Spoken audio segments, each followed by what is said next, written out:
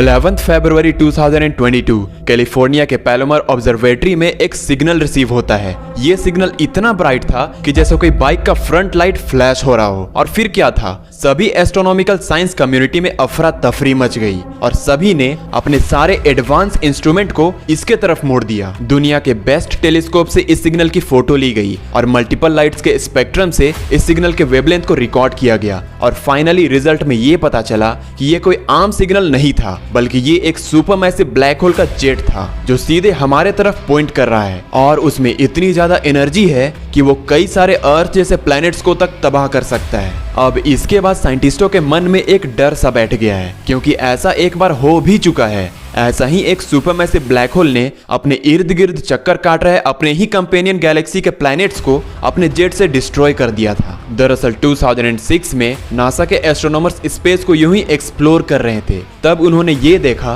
कि 3C321 जो कि गैलेक्सी का एक सिस्टम है, उसमें से कोई पावरफुल चीज बाहर आ रही थी। डीपली स्टडी करने के बाद ये पता चला कि गैलेक्सी सिस्टम के बड़े गैलेक्सी से एक पावरफुल जेट बाहर निकलकर अपने इर्द गिर्द घूम रहे सभी छोटे गैलेक्सीज को तबाह कर रहा था। उस जेट से निकलने वाले गामा रेडिएशन इतने पावरफुल थे कि वो गैलेक्सी के उस पार्ट में प्रेजेंट सभी प्लैनेट्स के एटमॉस्फेयर को तबाह कर दे रहे थे और साथ ही में स्टार्स के फॉर्मेशन और बाकी सारे कॉस्मिक इवेंट्स को भी स्लो डाउन कर दे रहे थे। और इसीलिए इस बड़ी गैलेक्सी को scientist the death star Galaxy कहते हैं। लेकिन एस्ट्रोनॉमर्स को जो रिसेंटली ब्लैक होल जेट मिला है ना, उससे निकलने वाले एनर्जी डेथ स्टार गैलेक्सी में हुए गामा रे बर्स्ट से भी 100 गुना ज्यादा है। और अगर ये पृथ्वी से टकराया तो पृथ्वी का नामो निशान नहीं बचेगा, क्योंकि इसकी टेम्परेचर 30,000 डिग्री सेल्सियस होगी और ये टेम्परेचर लगभग हमारे सूरज से ऑलमोस्ट 6 गुना ज्यादा है। और इसी की वजह से साइंटिस्टों ने इसे टाइडल डिसरप्शन इवेंट यानी TDE का दर्जा दे दिया है। और ये TDE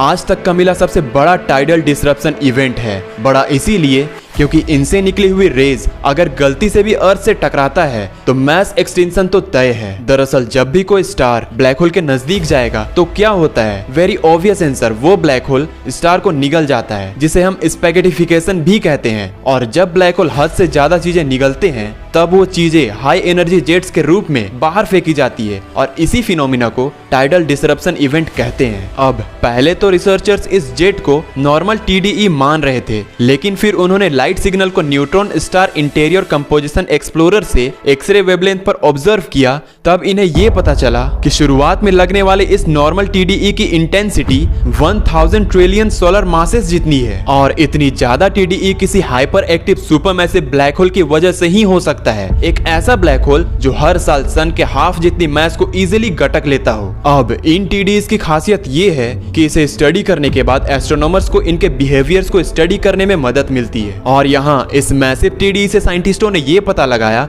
कि ब्लैक होल से प्रोड्यूस हुए जेट 90 डिग्री से फ्लिप हो गया है। और इसके साथ साइंटिस्टों का ये मानना है कि इस सुपरमैसिव ब्लैक होल ने अपने चारों तरफ के चीजों को बस निगलकर इतना मास गेन कर लिया है, जिसके नतीजे में खुद ही की ग्रेविटी के चलते रीओरिएंट हो गया है। एग्जाम्पल के लिए आप शीशों को ही ले लो। अगर एक साइड पर कोई भारी वजन रखो और दूसरी साइड खाली हो तो खुद ही एक तरफ टिल्ट हो जाएगा। बिल्कुल ऐसा ही कुछ इस ब्लैक होल के साथ भी हुआ है, जिस वजह से उससे निकलने वाला जेट अब अर्थ की ओर पॉइंटेड हो गया है। दूसरा कारण साइंटिस्टों के हिसाब से ये है कि दो सुपरमैसिव ब्लैक होल के कोलिजन के वजह से भी जेट फ्लिप हो सकता है, जस्ट लाइक अर्थ। क्योंकि जायंट इंपैक्ट हाइपोथेसिस के अनुसार जब 4.5 बिलियन साल पहले एक मार्स जितना बड़ा प्लेनेट थिया अर्थ से टकराया था, तब हमारे पृथ्वी का एक्सिस थोड़ा सा टिल्ट हो गया था और वो एक्सियल टिल्ट आज भी पृथ्वी अनुभव करती है। तो शायद इस ब्लैक होल के फ्लिप होने के पीछे की वजह भी कोलिजन हो सकती है। अब इसके पीछे की एग्जैक्ट रीजन क्या है, उस पर साइंटिस्ट अभी भी रिसर्च कर रहे हैं। लेकिन अब तक साइंटिस्टों को जितनी इंफॉर्मेशन मिली है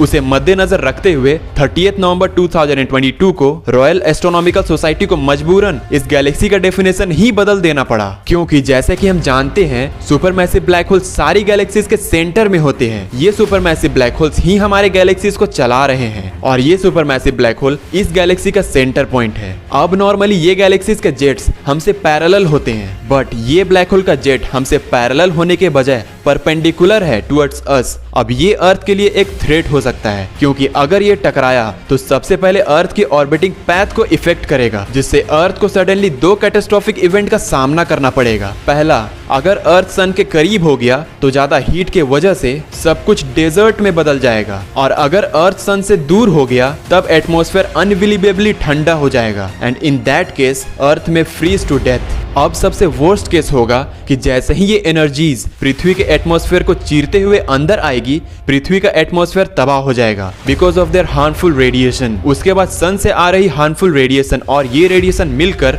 सब कुछ जला के राख कर देंगे, और हमारी फलती फूलती पृथ्वी फिर से एक बार आग के गोले में बदल जाएगा। बट क्या सच में ऐसा होगा? सो फ्रेंड्स, साइंटिस्टों ने यह कंफर्म किया है कि ऐसा होने के चांसेस लगभग ना के बराबर हैं। कारण ये जो ब्लैक होल जेट फटने वाला है ना, ये पृथ्वी से 657 मिलियन लाइट ईयर्स दूर है। यानी भले ही वो जेट काफी एनर्जेटिक और डेंजरस हो और हमारी तरफ पॉइंट कर रहा हो, बट पृथ्वी तक पहुंचते पहुंचते वो काफी वीक हो जाएगा। उसकी इंटेंसिटी इतनी वीक हो जाएगी कि अर्थ पे उसका कुछ भी असर नहीं दिखने वाला है। अब साइंटिस्टों ने आखिर इतनी गारंटी के साथ कैसे ये कंफर्म कर दिया? Through red shift. असल में ना, ये सिग्नल्स अपनी 1.193 रेड शिफ्ट के कारण रिसर्चर्स के नजरों के सामने आया था। अब ये रेड शिफ्ट कैलकुलेट होती है स्पेक्ट्रम में रेड वेवलेंथ के तरफ होने वाले डिस्प्लेसमेंट से। जितनी बड़ी रेड शिफ्ट वैल्यू, उतना दूर उस लाइट का सिग्नल का सोर्स यानी ऑब्जेक्ट। इन रेड शिफ्ट और वेवलेंथ में होने वाले बदलावों को सबसे पहले कैप्चर किया था ज़्विगी ट्रांजिएंट फैसिलिटी ने। अब ये बेसिकली एक हाइपर सेंसिटिव कैमरा है जो विजिबल और इंफ्रारेड वेवलेंथ में होने वाले चेंजेस को ऑब्जर्व करके उन्हें रेड शिफ्ट के टर्म में एक्सप्रेस करता है। इस केस में भी ZTF ने स्पेक्ट्रल लाइंस को सटीक तरीके से रिकॉर्ड किया। फिर आगे जाकर उन रिकॉर्डेड लाइंस में साइंटिस्टों ने ये पाया कि स्पेक्ट्रम के ऑब्जर्व्ड लाइंस काफी ज्यादा रेड कलर प्रोड्यूस कर रहे हैं, और इस बेसिस पर उन्होंने पृथ्वी से इस जेट सोर्स का डिस्टेंस कैलकुलेट किया, which came out to be 657 million light years. इतने डिस्टेंस में 6500 मिल्की वेज आसानी से समा जाएंगे। सो फ्रेंड्स, डरने की बात नहीं है, ये बहुत ही दूर है, बट नीचे का जो सब्सक्राइब बटन है वो शायद ज्यादा दूर ना हो। सो मेक श्योर ऐसे ही इंटरेस्टिंग एक्सप्लोरिंग साइंस वीडियोस के लिए चैनल को सब्सक्राइब जरूर कर लेना। Thank you.